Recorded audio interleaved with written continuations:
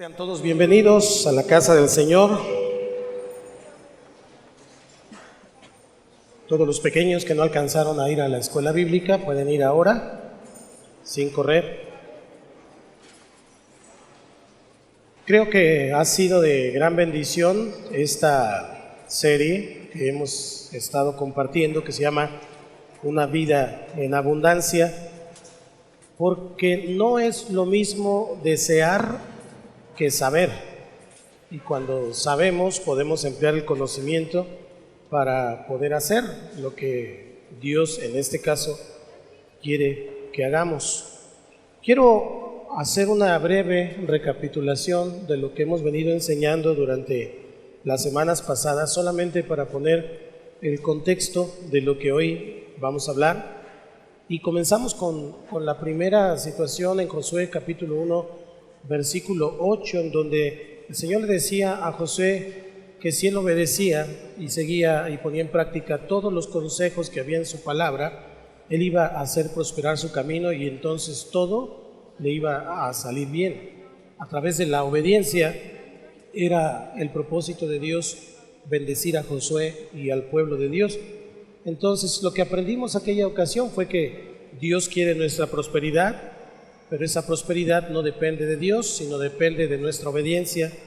Por medio de la obediencia a Dios, a su palabra, entonces somos nosotros quien decidimos el estilo de vida que queremos tener, que queremos vivir, porque está escrito. Entonces, recuerde que aprendimos que las leyes de la agricultura rigen también sobre las finanzas. Lo siguiente que aprendimos fue aquel trinomio, aquel vínculo entre la tierra, semilla, hombre. ¿Cuántos se acuerdan? Hablamos del proceso de la siembra. Estoy sembrando mi semilla, pero también con qué actitud estoy sembrando mi semilla. No solo es el sembrar por sembrar, sino a Dios le interesa prácticamente nuestro corazón. Así que Dios ama al dador alegre. Cuando Dios me da dinero, en realidad me está dando pan para comer y semilla para sembrar. Eso fue un concepto muy importante. Después aprendimos el valor del dinero y entendimos que es conceptual, realmente es un concepto, no es el papel el que tiene el dinero, sino lo que podemos alcanzar, y entonces vimos que es un medio para alcanzar los objetivos que cada uno tiene, tanto particulares como los que Dios ha puesto en el corazón para su propia obra. Entonces aprendimos en esa lección que el dinero que ganamos o el salario que obtenemos es un premio, es una recompensa por aprender a solucionar problemas. Entonces los problemas no son tan problemáticos. En realidad los problemas son la única manera de poder obtener algo. Así que entre más problemas haya, nosotros aprendemos a resolver esos problemas, los solucionamos y entonces Dios nos bendice. Y acuérdese, en ese mismo punto entonces aprendimos que Dios no bendice a los perezosos, Dios bendice a los diligentes. Y la semana pasada, el pastor Daniel les compartió acerca de que no podemos servir a dos señores.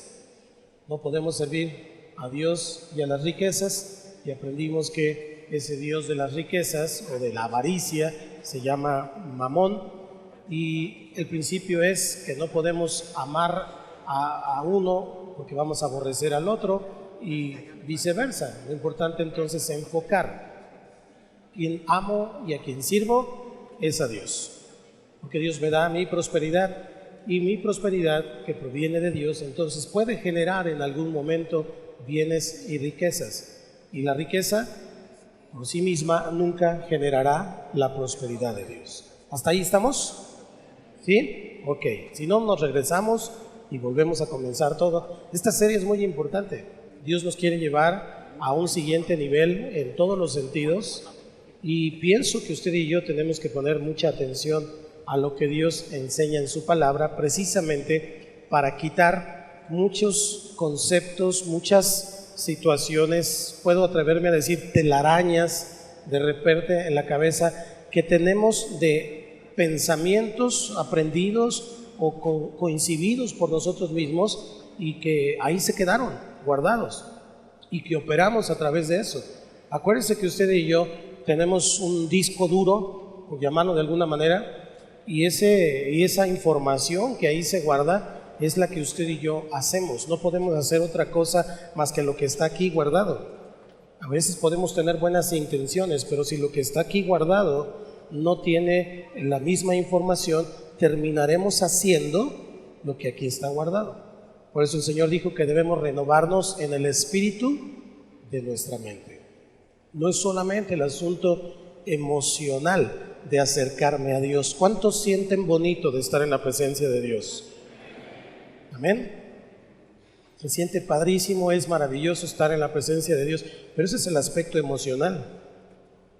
No puedo quedarme ahí, necesito conocer a Dios, tener un encuentro con Dios. Y la única manera de conocer a Dios es por medio y a través de su palabra, con la revelación del Espíritu Santo. Vamos entonces a ver ahora, vamos a hablar acerca de la estrategia de Dios para la prosperidad de su pueblo.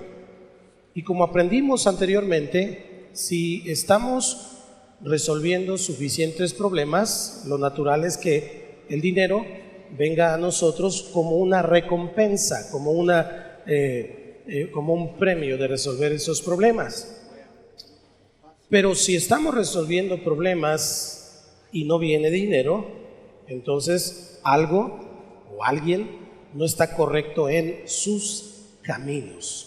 Es importante poner atención en los caminos. Y hoy quiero tomar como texto central Ageo, capítulo 1, y vamos a leer hasta el versículo 11.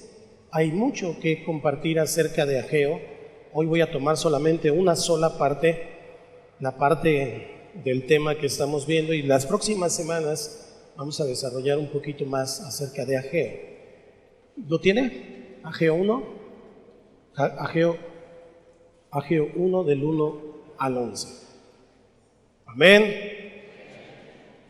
En el año segundo del rey Darío, en el mes sexto, en el primer día del mes, vino palabra de Jehová por medio del profeta Ageo a Zorobabel, hijo de Salatiel, gobernador de Judá, y a Josué, hijo de Josadac, sumo sacerdote, diciendo: así ha hablado Jehová de los ejércitos, diciendo: este pueblo dice, no ha llegado aún el tiempo de que la casa de Jehová sea reedificada. Entonces vino palabra de Jehová por medio del profeta Ageo, diciendo: es para vosotros tiempo, para vosotros de habitar en vuestras casas artesonadas, y esta casa está desierta. Pues así ha dicho Jehová de los ejércitos: meditad bien sobre vuestros caminos. Coméis y no os saciáis, bebéis, os vestís, y el que trabaja a jornal. Así ha dicho Jehová de los ejércitos: meditad sobre vuestros caminos, subid al monte y traed madera y reedificad la casa, y pondré en ella mi voluntad y seré glorificado, ha dicho Jehová. Buscáis mucho y halláis poco, y encerráis en casa, y yo lo disiparé en un soplo. ¿Por qué? Dice Jehová de los ejércitos: por cuanto mi casa está desierta y cada uno de vosotros corre a su propia casa. Por eso se detuvo de los cielos sobre vosotros la lluvia, y la tierra detuvo sus frutos. Y llamé la sequía sobre esta tierra y sobre los montes, sobre el trigo, sobre el vino, sobre el aceite, sobre todo lo que la tierra produce, sobre los hombres y sobre las bestias, y sobre todo trabajo de manos.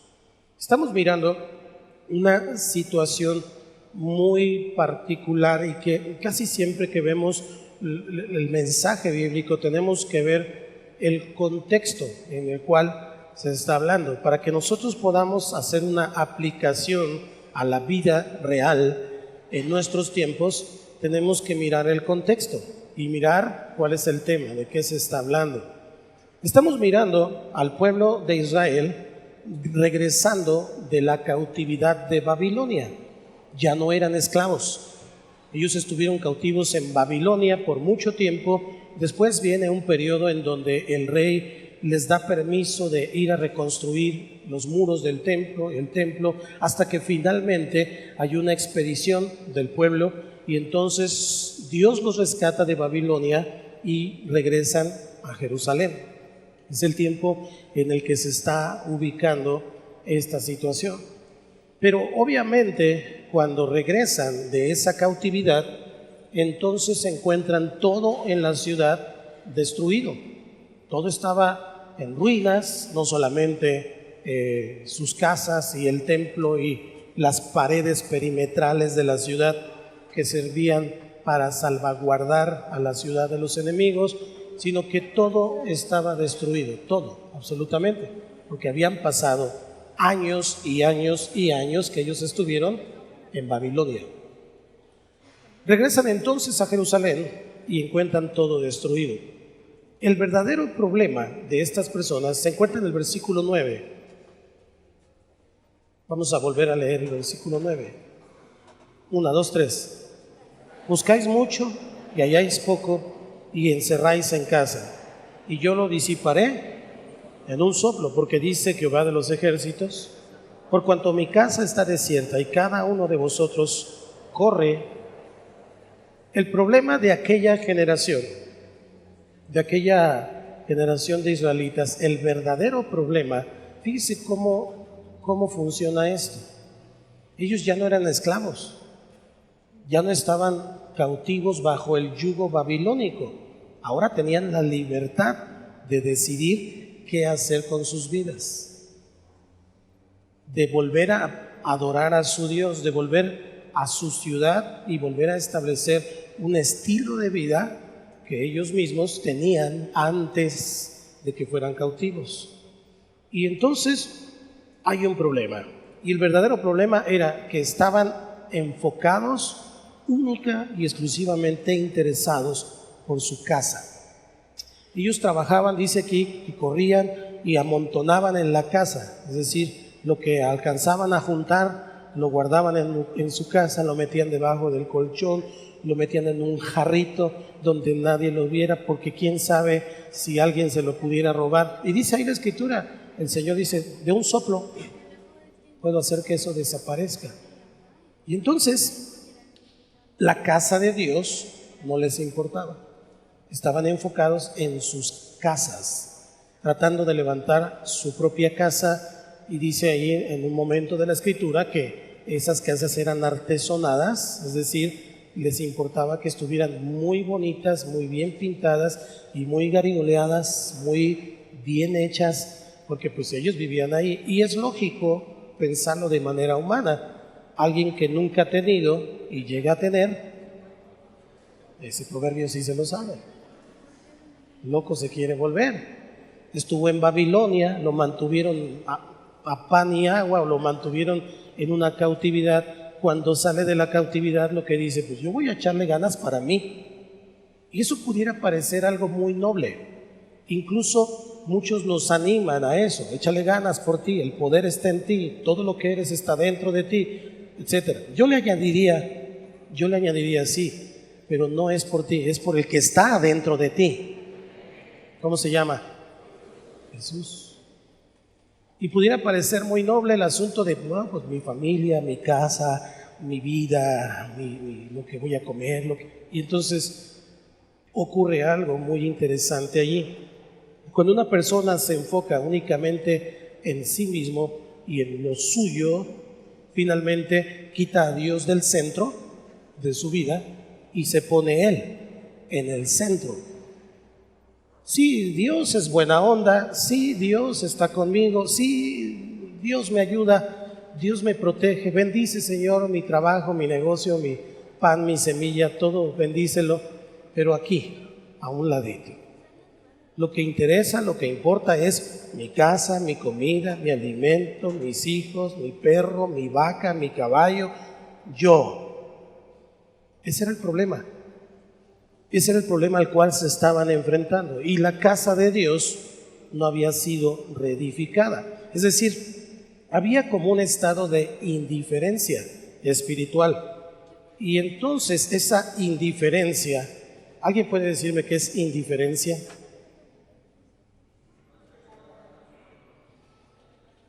No importa, poco caso, ¿qué más? No darle importancia, me da igual, poco caso, no importa. Ah, sí, la casa de Dios, pero ahorita lo que importa es mi casa. Aquí es donde vivo, aquí es donde duermo, aquí es donde yo me meto, aquí es donde tengo mis hijos, aquí es donde tengo mi familia.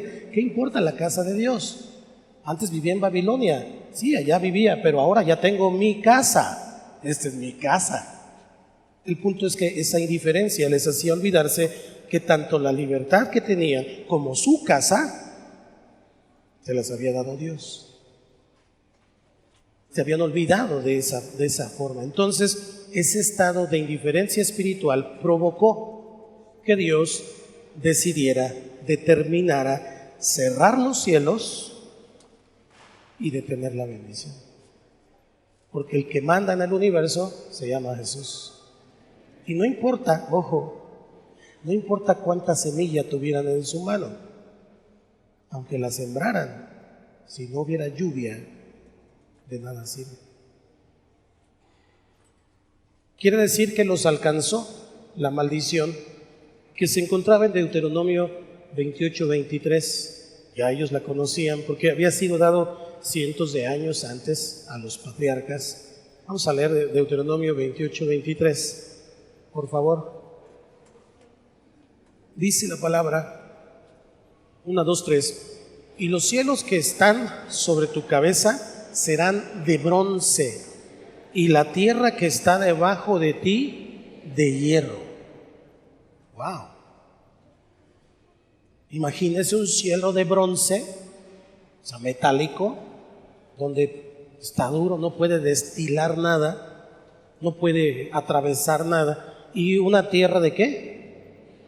De hierro.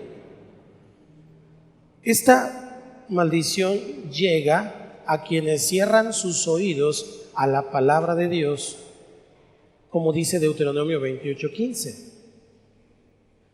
Porque muchos se preguntan, ¿por qué hay pobreza en el mundo? ¿Dios es malo? No, Dios es bueno. En el mundo hay pobreza porque la gente no obedece su palabra. Como dice Deuteronomio 28:15. Pero acontecerá, si no oyeres la voz de Jehová tu Dios para procurar cumplir todos sus mandamientos y sus estatutos que yo te intimo hoy, que vendrán sobre ti todas estas maldiciones, aunque le corra. Aunque una persona le corra, se esconda o se meta debajo de la cama, esas maldiciones le alcanzarán. Dice ahí, ¿por qué? Simple y sencillamente porque no ha procurado.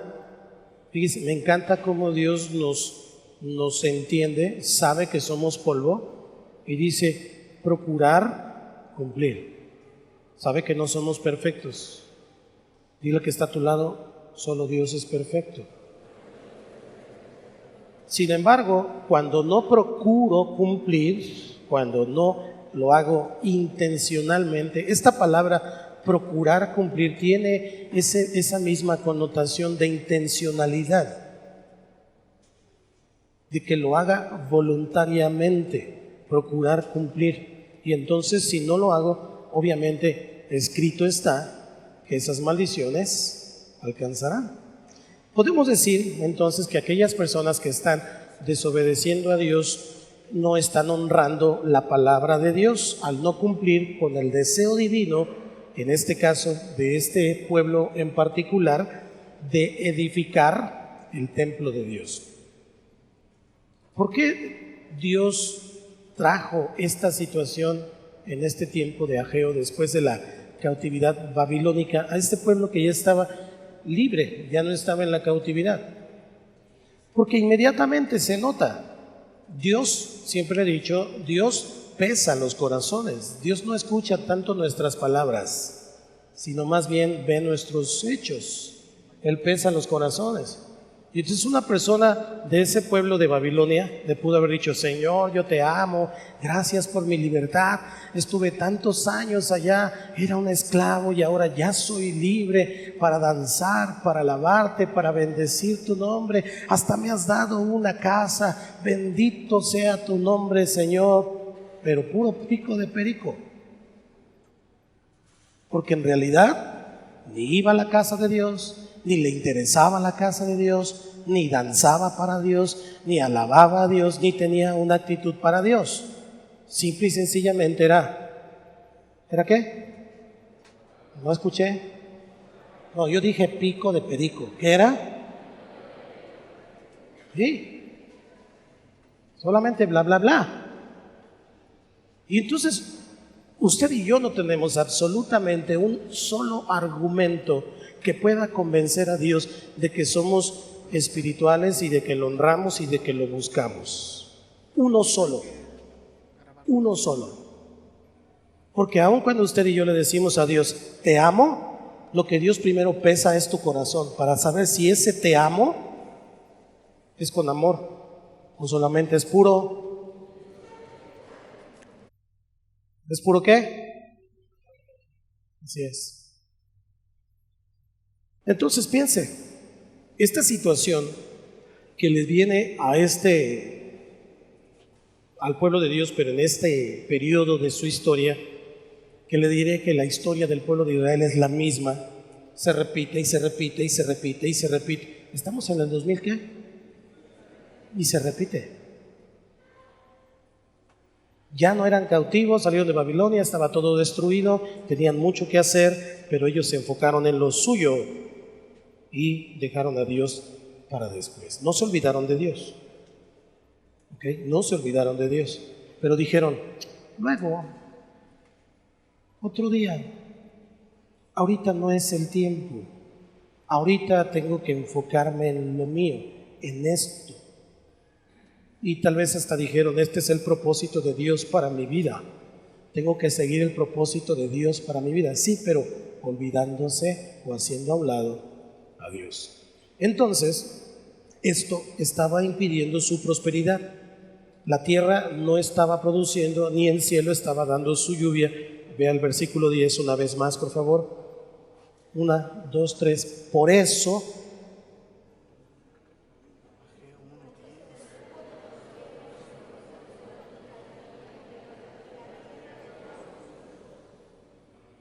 ese por eso es muy importante. Si usted trae su Biblia física, subraye por eso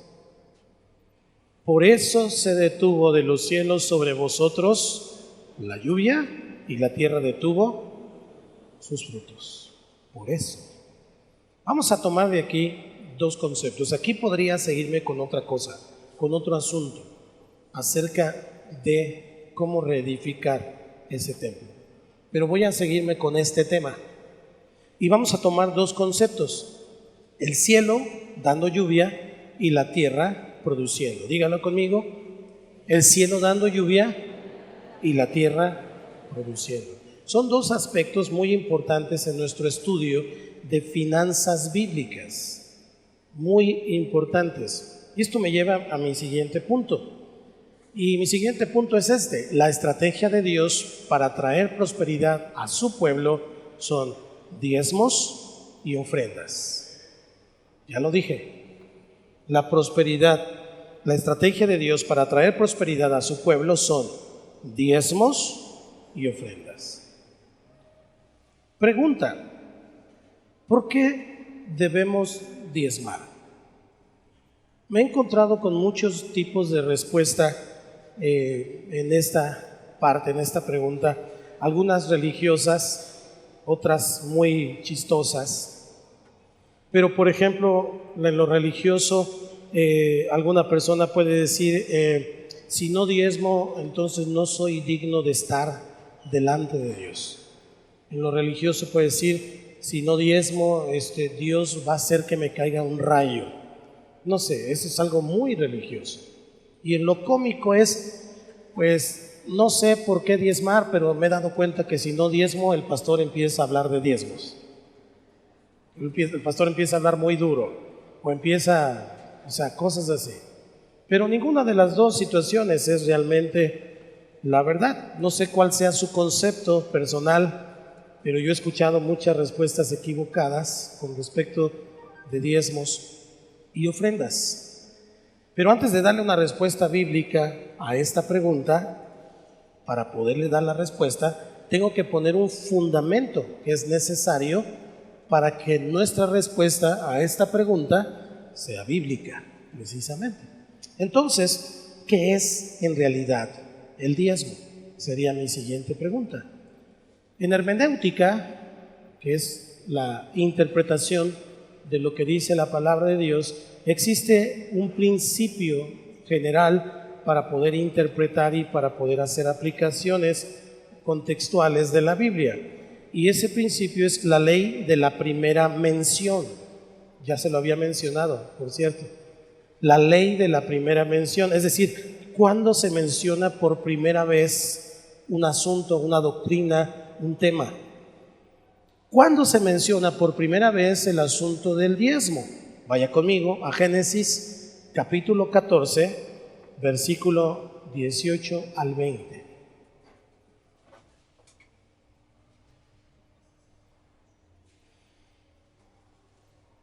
Dice la Escritura: entonces Melquisedec, rey de Salem y sacerdote del Dios Altísimo, sacó pan y vino.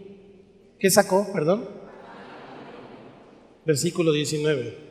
Y le bendijo diciendo: bendito sea Abraham del Dios Altísimo, creador de los cielos y de la tierra. ¿Cómo está escrito Abraham? Sin H. Versículo 20. Y bendito sea el Dios Altísimo, que entregó tus enemigos en tu mano y le dio a Abraham los diezmos de todo. Lo notable de esta primera mención, donde está Abraham sin H, y hoy te lo voy a explicar por qué sin H, todavía no era Abraham sin H, se lo entrega, viene con Melquisedec, el rey de Salem, y se lo entrega a Melquisedec. Pero Melquisedec, lo interesante es entender que Melquisedec no pidió el diezmo. Cuando se encuentra con Abraham, no le exigió nada. Abraham dio los diezmos porque quiso hacerlo. Y entonces reconoció que lo que tenía era bendición de Dios. Y aquí va el punto. Él lo dio porque quiso honrar a Dios dándole la 10ª parte de lo que tenía. Es un asunto de honra. Este mismo pasaje en el Nuevo Testamento se menciona este evento en el capítulo 7 de Hebreos. Vamos a leer Hebreos 7 del 1 al 9. Me gusta poner mucho contexto bíblico para que no le digan, para que no le cuenten. ¿Ya lo tiene? Hebreos 7 del 1 al 9. Dice la Escritura: porque este Melquisedec, rey de Salem, sacerdote del Dios Altísimo, que salió a recibir a Abraham, que volvía de la derrota de los reyes, y le bendijo, a quien asimismo dio a Abraham los diezmos de todo, cuyo nombre significa primeramente Rey de Justicia y también Rey de Salem, esto es Rey de Paz, Shalom, sin padre, sin madre, sin genealogía, que ni tiene principio de días ni fin de vida, sino hecho semejante a quien permanece sacerdote para siempre. Considerad pues cuán grande era este, entre paréntesis, rey de Salem, a quien aún Abraham, el patriarca, dio diezmos del botín. Ciertamente, los que de entre los hijos de Leví reciben el sacerdocio tienen mandamiento de tomar del pueblo los diezmos según la ley, es decir, de sus hermanos, aunque estos también hayan salido de los lomos de Abraham. El 6. Pero aquel cuya genealogía no es contada de entre ellos, tomó de Abraham los diezmos y bendijo el que tenía las promesas. Y sin discusión alguna, el menor es bendecido por el mayor. Y aquí ciertamente reciben los hombres, los diezmos, hombres mortales, pero allí uno de quien se da testimonio de que vive, y por decirlo así, en Abraham pagó el diezmo también Leví, que recibe los diezmos. Nos explica más ampliamente lo que ocurrió en ese encuentro con el rey de Salem. Y encontramos que fue Abraham, y ahora con H, que entregó voluntariamente los diezmos espontáneamente al rey de Salem. Quiero poner una primera conclusión hasta este punto. Una primera conclusión. El diezmo es un acto voluntario de un hombre agradecido que quiere honrar a Dios como la fuente de su prosperidad. Si pueden ponerlo en la pantalla, ayúdenme a leerlo. 1, 2, 3. El diezmo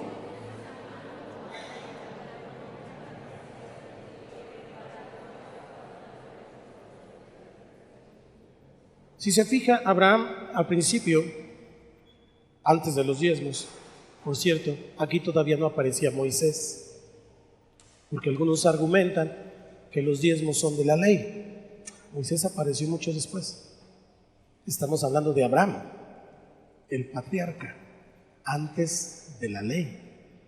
Vino voluntariamente y entregó al rey de Salem. Pero conforme a lo que leímos en Hebreos, vimos que no tenía genealogía, ni padre, ni madre, y que vive eternamente. Lo que encontramos entonces aquí es que este rey de Salem, que está mencionado en Hebreos 7:2, que dice: a quien asimismo dio Abraham los diezmos de todo, cuyo nombre significa primeramente rey de justicia y también rey de Salem, esto es rey de paz. Y la palabra paz allí es la palabra shalom, que significa más allá de la felicidad, es prosperidad abundante. Entonces Melquisedec ofreció a Abraham pan y vino. ¿Se da cuenta? El rey de Salem, el rey de justicia, el rey que recibió los diezmos de Abraham sin H, le ofreció a Abraham sin H pan y vino. Los mismos elementos que usted y yo encontramos en la Santa Cena, en la Cena del Señor. Lo puede buscar en todos los evangelios, pero por ahí está Mateo 26, del 26 al 28, y encontramos, vamos a leerlo porque tal vez haya aquí alguien que nunca ha pasado por ese pasaje. Dice el Señor: y mientras comían, tomó Jesús el pan y bendijo y lo partió y dio a sus discípulos y dijo: tomad, comed, esto es mi cuerpo. Y tomando la copa y habiendo dado gracias, les dio, diciendo: bebed de ella todos, porque esto es mi sangre del nuevo pacto, que por muchos es derramada para remisión de los pecados. Pensemos un poco. Según la descripción de Hebreos, según el impulso de Abraham de entregar el diezmo de todo, ¿con quién se encontró Abraham? Yo pienso que se encontró con Jesús. Pero Jesús vino hasta después. Ok.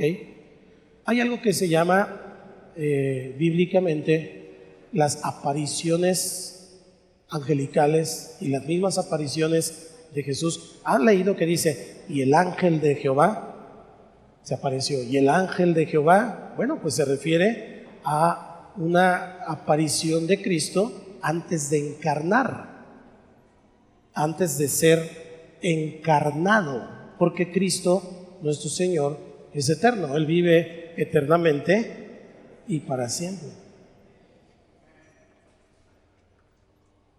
Entonces tuvo una aparición y Abraham se encontró con Jesús. Jesús tomó eso de él y finalmente le dio pan y vino.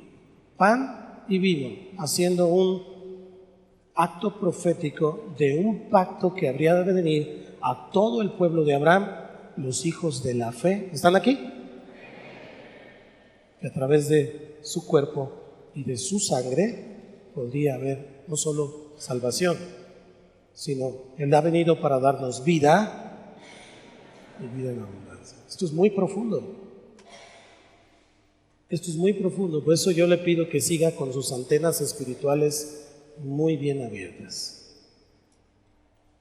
Hay un aspecto importante a considerar aquí, y es la declaración de Abraham al rey de Sodoma, después de que entrega los diezmos a Melquisedec, le dice al rey de Sodoma, Génesis 14:23.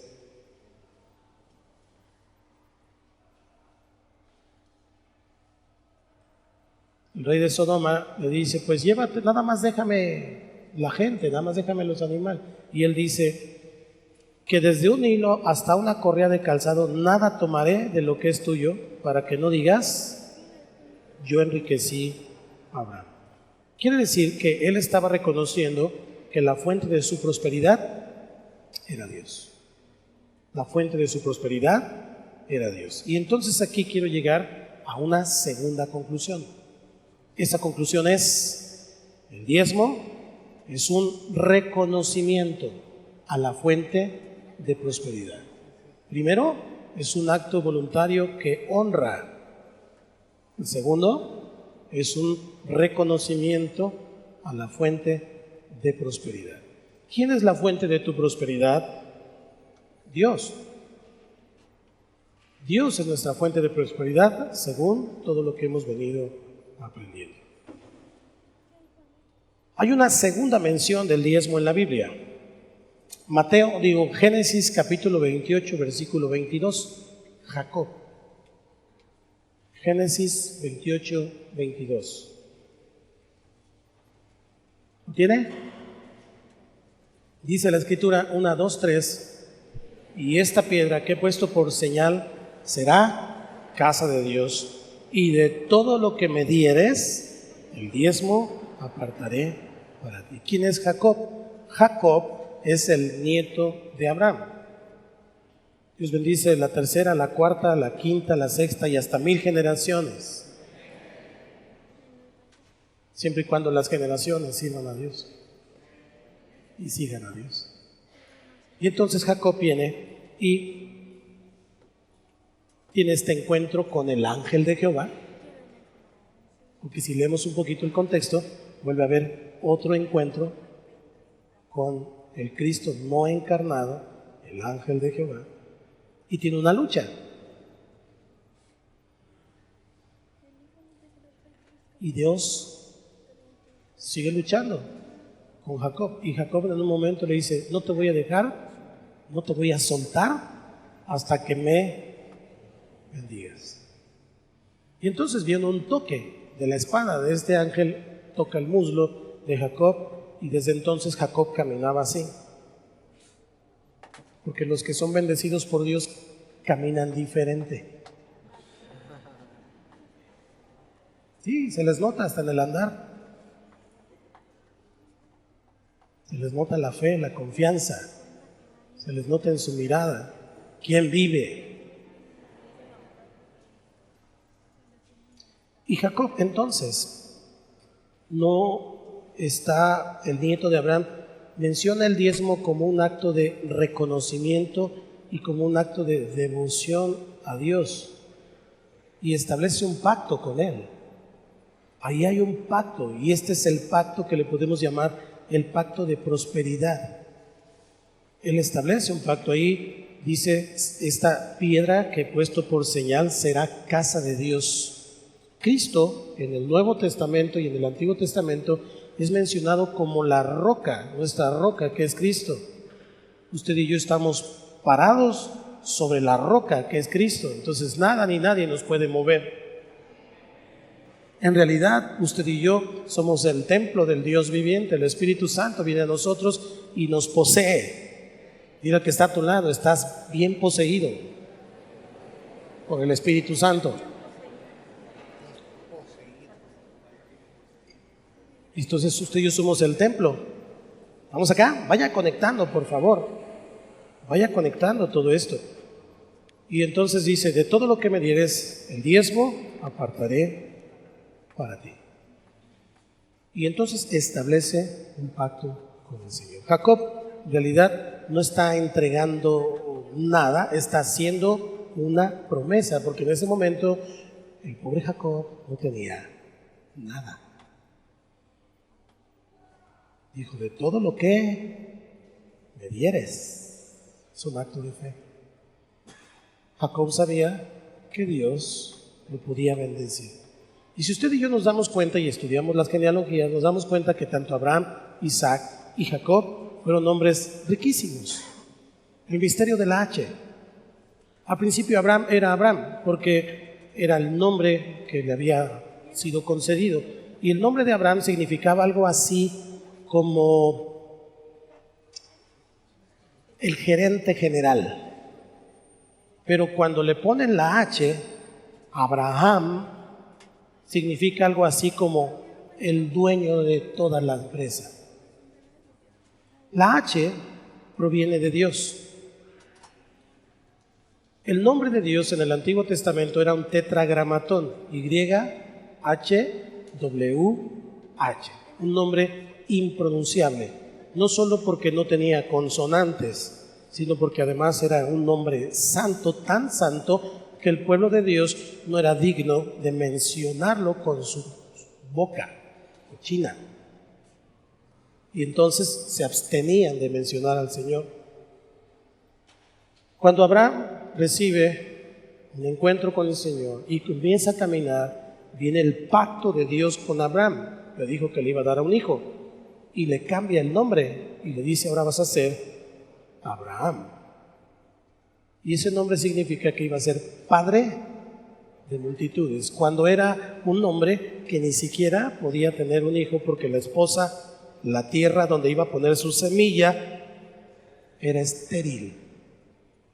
Pero vino la lluvia del cielo, la visitación del Señor, otra epifanía, y entonces se encuentra con él y finalmente le dice, vas a ser padre de multitudes. Y él creyó y se cumplió. Y a partir de ahí, la H le fue dada por Dios como una señal de que Abraham no solo era su hijo, sino era el representante de todo su pueblo. Usted y yo somos hijos de Abraham por la fe.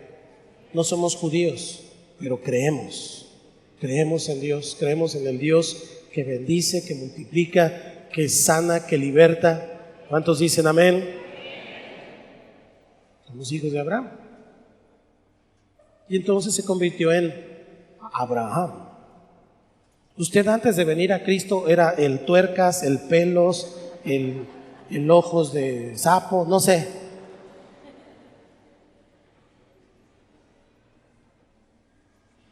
Hoy lo llaman por su nombre. ¿Sí o no? Claro. Porque le fue puesta una dignidad de parte de Dios. Y esa dignidad que le fue puesta delante de Dios, todo el mundo la ve. Aún hasta sus amigos que tomaban a lo mejor con usted, cuando usted se acerca, hasta esconden la chela. Y ellos dicen, ahí viene el hermano. Ahí viene el hermano. Hasta esconden su cigarrito. Y si no lo hacen, póngase a orar. Porque usted tiene que representar esa dignidad de parte de Dios.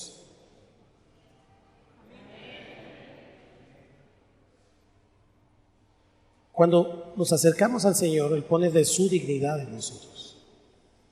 No es que seamos dignos, pero su sangre preciosa, ese sacrificio en la cruz, nos ha dado la oportunidad de poder acercarnos del santo, santo, santo Dios.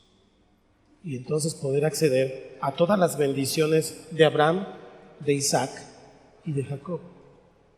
A todo lo que el Señor les prometió a ellos. Así que entonces Jacob, mi pregunta es, en este encuentro que tiene, ¿alguien le exigió algo? ¿Alguien le exigió algo? No. ¿Alguien se lo mandó? No. ¿Alguien le dijo, es un requisito? Es un requisito. No. Es más, en el mismo capítulo, Génesis 28:20, él hizo un voto, una promesa, él hizo un voto voluntario, nadie le exigió nada. Dice la Escritura, e hizo Jacob voto diciendo: si fuere Dios conmigo y me guardare en este viaje en que voy y me diere pan para comer y vestido para vestir. ¿Qué dice el 21?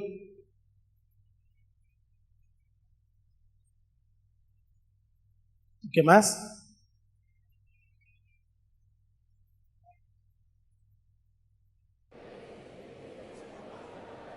¿Se da cuenta que el contexto es importante?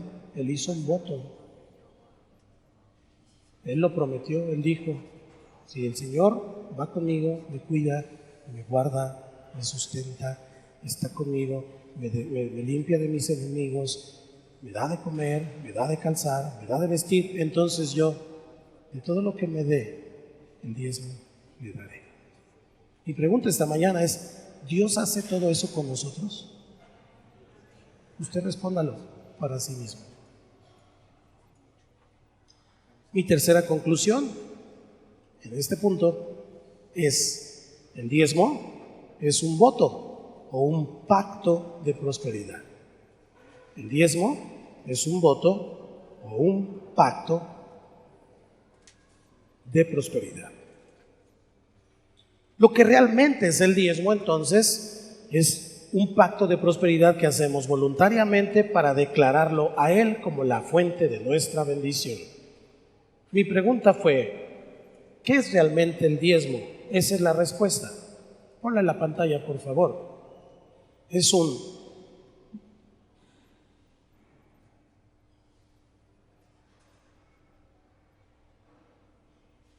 Lo que realmente es el diezmo.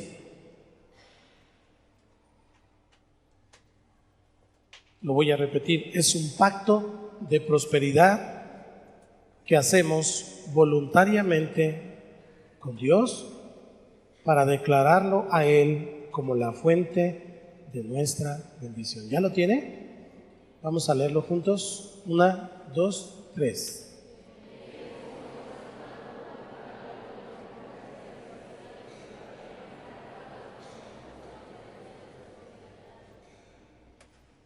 ¿Esto es lo que creía acerca del diezmo? ¿No? Algunos sí, algunos no. Bueno, ahora usted tiene una respuesta bíblica para responder a quien le pregunte qué es el diezmo. No andar inventando y no andar diciendo cosas que finalmente no son bíblicas. Ahora, tenemos que ser muy claros en esto. Es un acto voluntario. Así que, por lo menos en esta casa, diezma el que voluntariamente lo hace. No tenemos una lista en donde andamos diciéndole: oye, no has diezmado, tú no has diezmado, Dios te ha bendecido y no lo has hecho, porque Dios no es abonero. Dios no es abonero, que tenga una lista para andarle cobrando a todo el mundo. No, es un acto voluntario y es un asunto de revelación del Espíritu Santo a nuestra vida. Pero al entender este asunto de que es voluntario, no debemos usar esa información para decir con malicia que como es algo voluntario, entonces pues no lo voy a dar, no lo voy a hacer.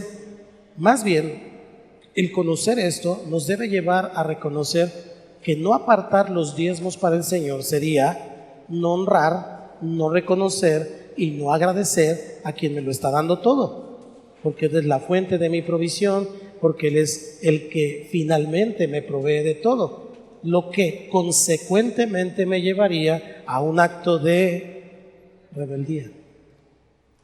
¿Vamos acá? No es que Dios me exija, ¿no? Dios prueba tu corazón. Dios prueba tu corazón.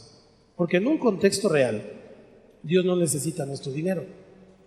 En el cielo no hace falta nada. ¿Ok? Pero la obra de Dios sí. Pero el camino del Señor sí.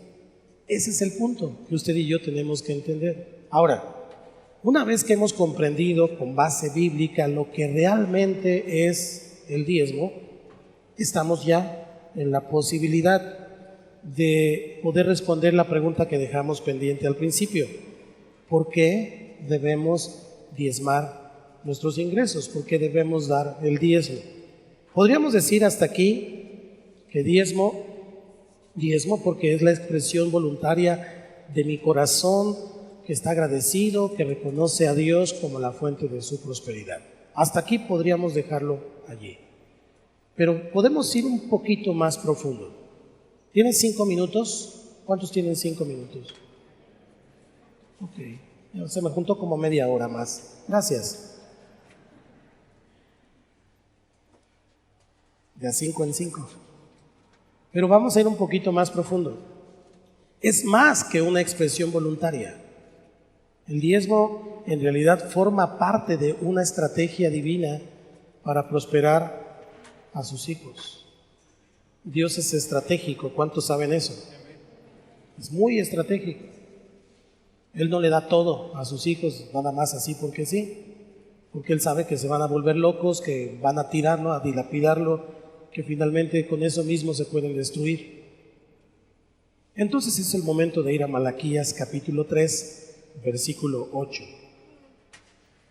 Malaquías capítulo 3, versículo 8.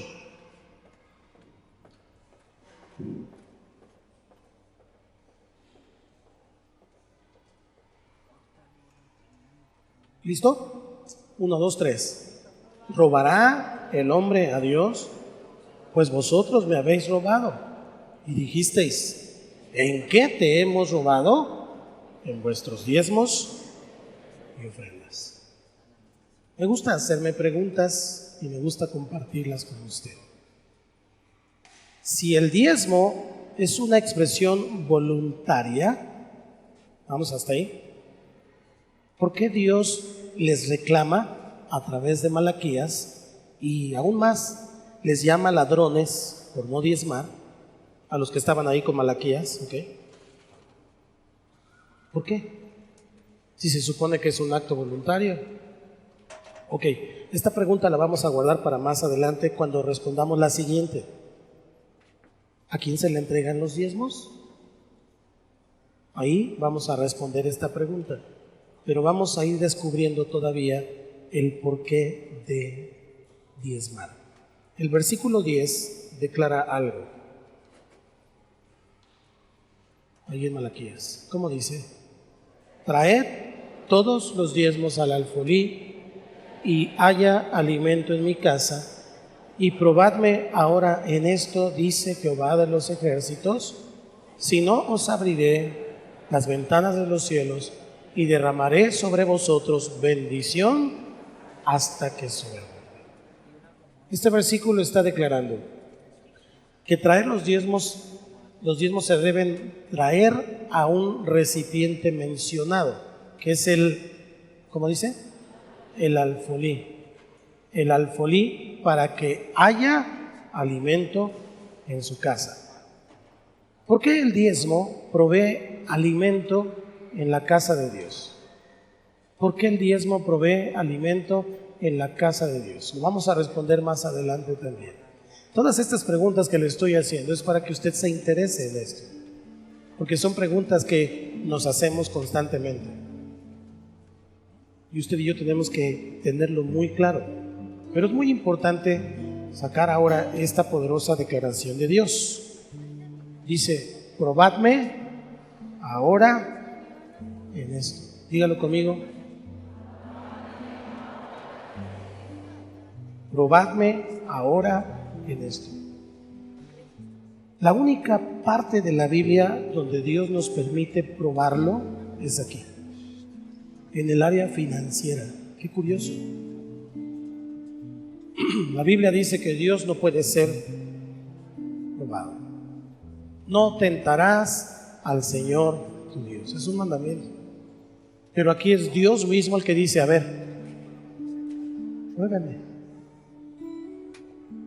pruébenme para que vean si no los puedo bendecir.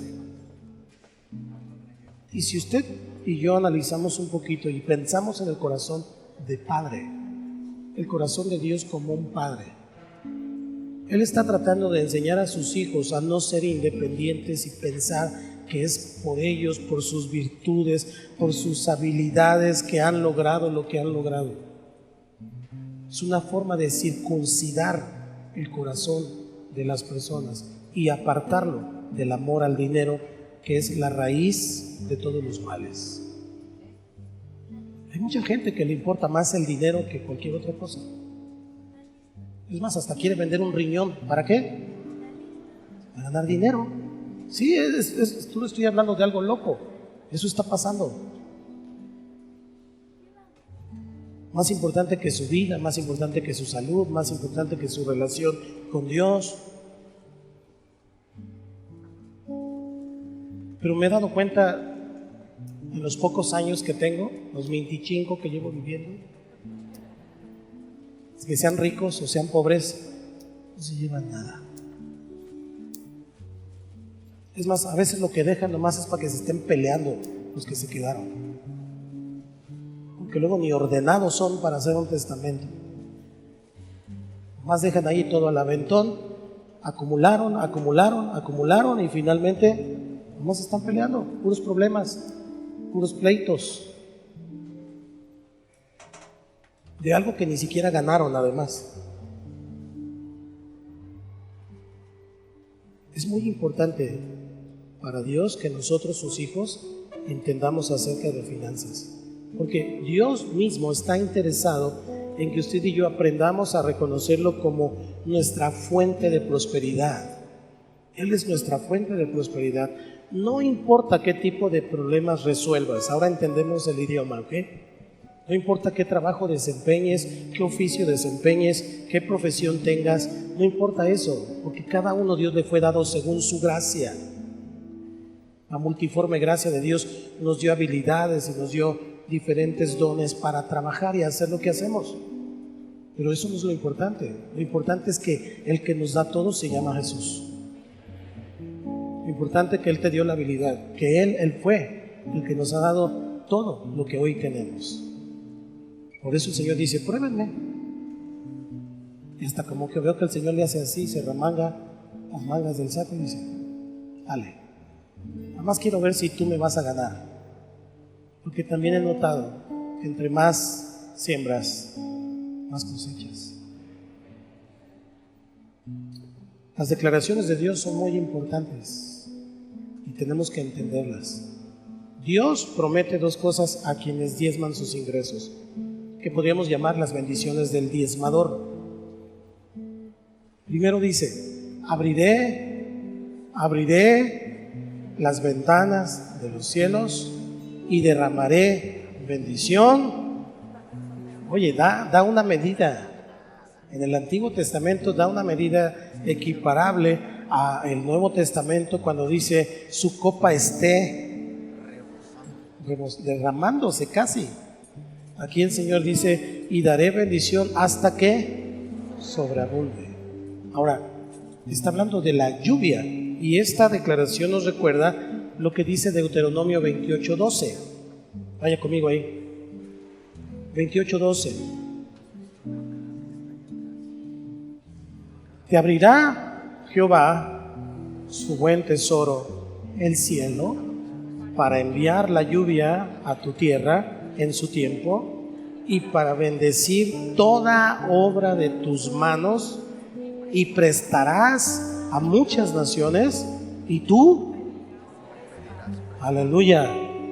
¿Cuántos están hartos de las deudas? No levanten su mano, no diga amén, puede decir ay, ay, ay, ay, ay. Pero muchos están atados a las deudas, lo que quieran.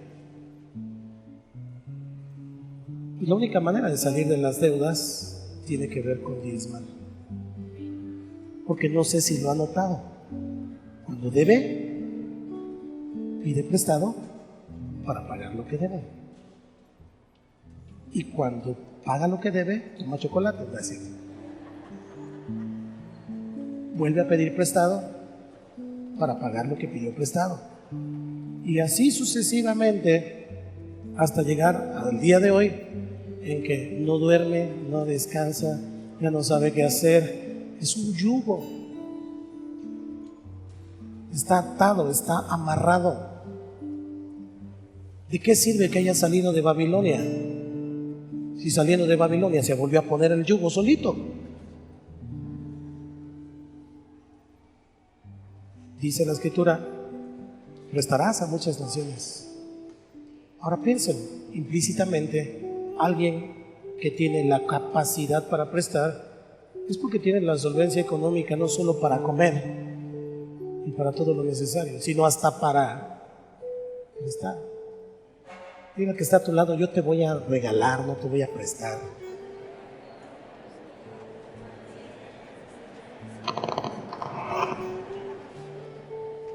Hasta Richie se puso nervioso. Ojo con este principio entonces. Si usted diezma sus ingresos, la lluvia vendrá como consecuencia. Y usted se preguntará, ¿para qué quiero la lluvia? Bueno, estamos hablando de que el dinero es pan y semilla. Es necesaria la lluvia para que brote la semilla y haya bendición. Y segunda bendición que hay para el diezmador: reprenderé, ¿cómo dice? Reprenderé al devorador y no os destruirá el fruto de la tierra. Cuando nosotros pensamos en la tierra, en las cosechas, tenemos que saber que hay plagas. Y entonces esas plagas vienen y se comen o la raíz, ¿verdad? O se comen ya el fruto o las hojas, en fin, de tal manera que no deja que la cosecha llegue a término y se pierde la cosecha. Muchas veces ha pasado que usted tiene un proyecto, tiene el dinero suficiente y de repente le pellizca aquí, le pellizca allá, le sale la deuda que no se acordaba, le viene a cobrar alguien que le debía de hace mucho tiempo, hasta un primo tiene una necesidad y se acabó su lana de ese proyecto. Es más, de repente hasta se enfermó y tuvo que pagar el hospital con ese dinero que tenía para un proyecto, para salir de una deuda, para salir de un asunto. Bueno, si yo le pregunto quién es el devorador, ¿qué me responde? Estamos derribando algunos mitos también en esta serie. Esta es la segunda gran bendición de ser diezmador. El devorador es reprendido por el Señor. No podrá destruir tu cosecha. Pero ¿quién es el devorador?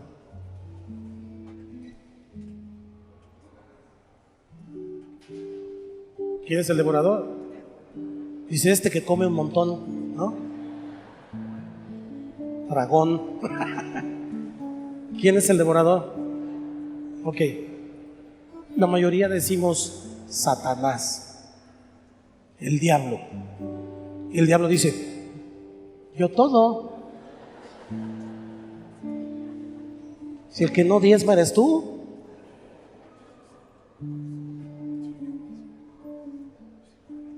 Déjeme aclararle que el diablo es un devorador, pero no es el único. Porque en realidad, si leemos detenidamente esta porción que estamos estudiando, nos damos cuenta que el devorador es todo lo que trata de destruir el fruto de la tierra o la cosecha. A veces el devorador puede ser tú mismo, con una mala actitud, con una falta de fe, sembrando enojado porque lo tengo que hacer, sirviendo enojado porque si no me regaña mi líder, haciendo las cosas que hacemos para Dios con mala actitud. También nosotros podemos nosotros mismos robarnos la bendición nosotros mismos. Y si además de eso no hago lo que tengo que hacer, pues el devorador también puedo ser yo. Sí, Satanás tiene su parte, él hace su parte, pero no es el único. Hay problemas, hay circunstancias, hay condiciones económicas del país, hay muchas cosas que son devoradores de tu bendición, pero ese no es el punto importante. El punto importante es que si diezmamos, Dios reprenderá al devorador por nosotros. Ese es el punto importante.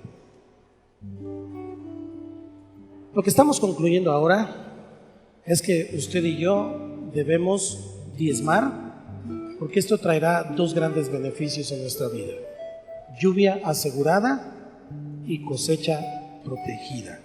Dígalo conmigo: lluvia asegurada y cosecha protegida. Voy a concluir hasta aquí, porque hay mucho más que decir en las siguientes semanas. Dile que está a tu lado: no te pierdas el próximo capítulo. Voy a concluir hasta aquí el asunto. Y mire, si hay una parte que no entendió, busque en Facebook, busque en las redes sociales y vuelva a escuchar la predicación. No saque sus propias conclusiones. Vuelva a escuchar la predicación.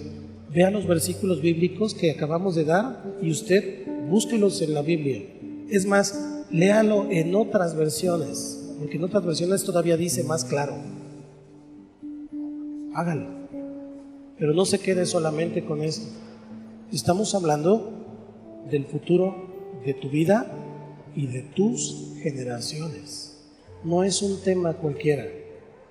Y entonces usted y yo podemos decir: el pastor habla de eso porque quieren más dinero en la iglesia y porque no sé qué. Hay un montón de cosas que el mundo dice y también que el diablo inventa para robarte tu bendición.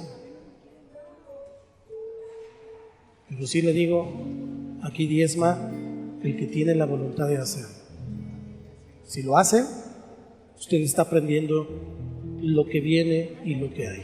Si no lo hace, pues póngase a cuentas con Dios y dele sus razones del por qué no lo hace al que le da todo. ¿Por qué debo diezmar? Esta es la pregunta que le hice al principio. Pues la respuesta es sencilla: para que Dios te envíe su lluvia y para que Dios proteja tu cosecha. Cierra tus ojos ahí en tu lugar. Padre, en el nombre de Jesús, hoy venimos delante de ti agradecidos por tu palabra, por tu bendición. Señor, tal vez podría conseguir préstamos y préstamos para seguir saliendo, para seguir avanzando, pero esa no es la forma. Mejor enséñame a diezmar. Mejor enséñame a circuncidar mi corazón para honrarte y voluntariamente tú recibas la gloria y la honra de lo que me das. Y yo sé que tú vas a abrir las ventanas de los cielos. Yo sé que tú vas a abrir las ventanas de los cielos, que tú vas a derramar tu bendición sobre mi vida, y no solo sobre mi vida, sino sobre mis generaciones, tal como Abraham, como Isaac, como Jacob y como todos aquellos siervos tuyos, Señor, que conocieron de primera mano el gozo, la alegría de dar. Tú eres el mayor diezmador de todos, porque no solamente viniste a dar tu tiempo para estar con nosotros, tú diste tu vida misma al Padre por mí. Y hoy, Señor, te agradezco por esa vida. Sé, Señor, que la lluvia está asegurada cuando diezmo. Sé que la lluvia, Señor, vendrá abundantemente y que la semilla, aunque sea una semilla, no importa la cantidad, tú siempre vas a multiplicar al 30, al 60, al 100 por uno, porque este es un asunto de fe. Pon fe en mi corazón. Pon fe en mi corazón. Pon entendimiento en mi corazón. Padre, te lo pedimos esta mañana. Te pedimos que bendigas nuestras generaciones. Toma un momento para bendecir tus generaciones ahí en tu lugar. Algunos dirán: bueno, yo no tengo hijos todavía. No importa, algún día los tendrás.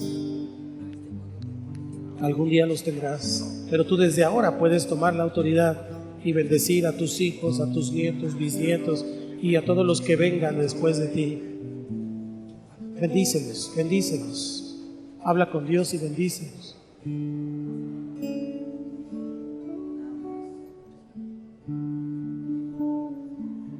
Bendícelos. No te escucho bendecirlos. Abre tus labios delante del Señor. Bendice a tus padres. Bendice a tus padres, bendice a tus hermanos. La oración también es una forma de sembrar, porque porque lo que tú pides para otros, Dios te lo concede a ti también. Bendecir es hablar bien de. Bendecir es hablarle a ellos lo que Dios quiere para ellos. Dios ha sido bueno con nosotros y sigue siendo bueno cada día, porque Él nos bendice, nos da de comer, nos da de vestir, nos da la inteligencia, nos da la fuerza, nos da la salud. Bendícenos, Señor.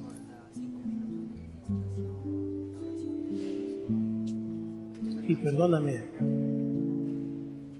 también, Señor, si no he cumplido con la parte de mi pacto,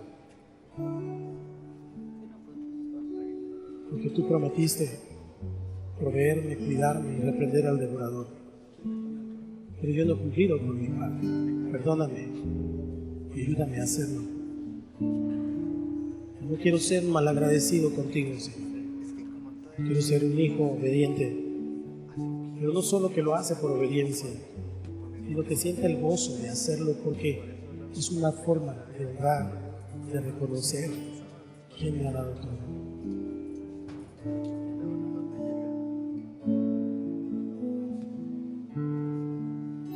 Quiero expresar mi gratitud a ti, que me has dado todo.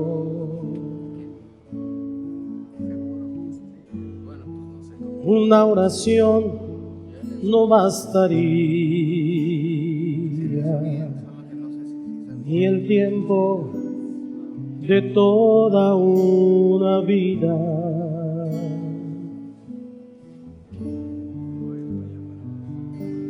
Es más que palabras y es más que una canción. Quiero vivir agradecido en todo lo que soy, que haya siempre la pasión y amarte con mi vida entera, porque es más que palabras y es más que una canción. Gracias, Señor. Quiero expresar mi gratitud a ti, que me has dado todo. Una oración no bastaría, y el tiempo de toda una vida. Es más que palabras y es más que una canción.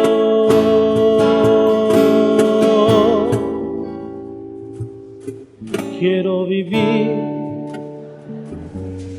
dígaselo, que haya siempre la pasión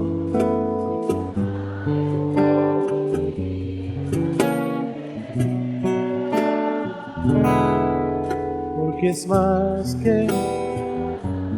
que palabras.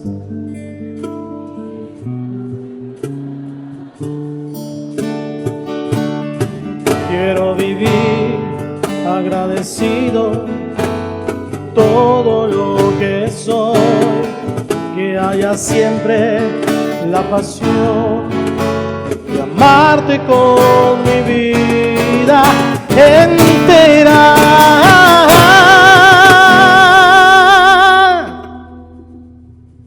porque es más que palabras y es más que una canción.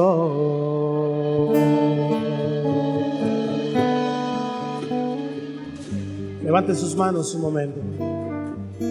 Padre, en el nombre de Jesús, esta mañana venimos agradecidos porque a través de tu palabra tú nos enseñas, Dios. Hoy yo oro que tu Espíritu Santo nos revele lo que hemos aprendido y que esa revelación traiga la voluntad, traiga el hecho, para que entonces nosotros, Señor, podamos comprobar el reto que tú nos lanzas. Probadme ahora en esto. Padre, bendigo a tus hijos, bendigo a tu iglesia. Y en el nombre de Cristo Jesús, declaro, como hemos venido declarando, que tu sangre preciosa rompe todo yugo, toda maldición de pobreza, y que tu Espíritu Santo, Señor, está trayendo revelación. Nuestra mayor riqueza, nuestra mayor prosperidad eres tú. A ti te damos la gloria, la honra, la alabanza y la adoración. Denle una ofrenda de palmas al que vive para siempre. Quiero vivir agradecido todo lo que soy, que haya siempre la pasión.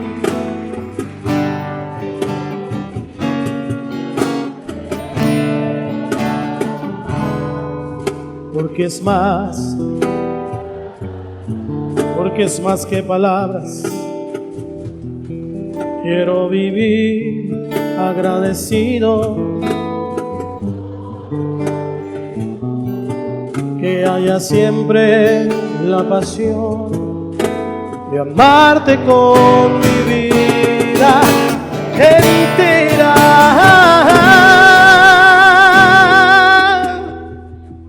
Dígalo usted, porque es más que palabras. Te damos nuestro corazón, Señor, y es más que una canción.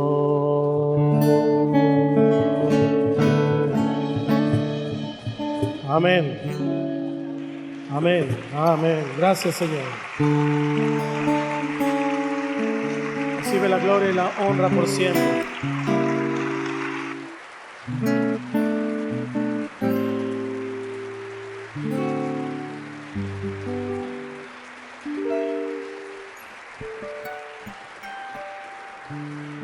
Ahora queremos dirigirnos a las personas que están con nosotros por primera vez, que no han recibido a Cristo en su corazón.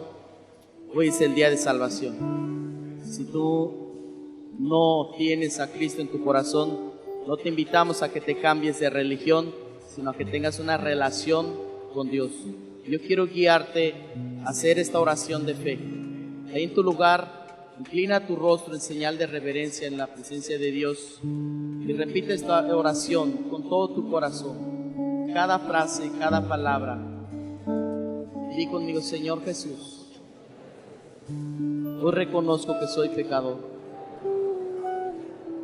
Me arrepiento de mis pecados. Perdóname.